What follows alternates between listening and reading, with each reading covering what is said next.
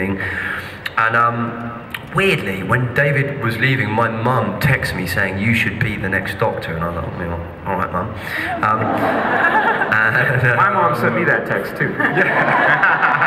And then you go in and you do your thing, and you kind of think nothing of it, and then there's another one, and you go back and there's a couple more people there, and then I'll never forget when I got the call, and you know, they said they'd like to offer you the part, and I was in Aldgate. I'd just come out of an audition.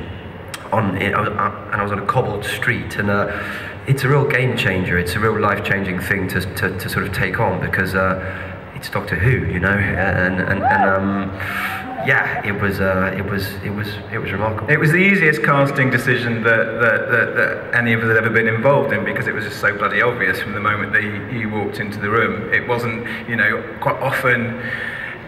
When you're casting a big, important part, it can become very heated, and everyone can have their own agendas and their own kind of opinions, and you know, some people are like one actor, some people are like another, but it was just really simple. It was, I remember Saturday afternoon, I think the day after we'd met Matt for the second time, and Stephen just sent me an email that just said, "It's him, let's face it, it's always been him."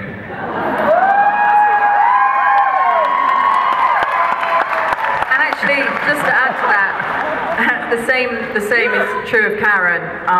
Yeah. We watched these auditions on a tape, and then, you know, a number of really amazing actresses came in. I'm quite smug about this, because early in the day, Piers came up to me and went, "Oh God, we've seen all these brilliant people, but I just don't think we found her. You know, what are we going to do?" And I said, "Don't worry. Her name's Karen Gillan. She's coming in at the end of the day. I'm absolutely convinced it's her." And she walked in this red coat, and she looked amazing, and she was so funny, and she was so good at it. And she walked out the room, and Steve Moffat just jumped up in the air and went, "We found her." And it was a really special moment for all of us.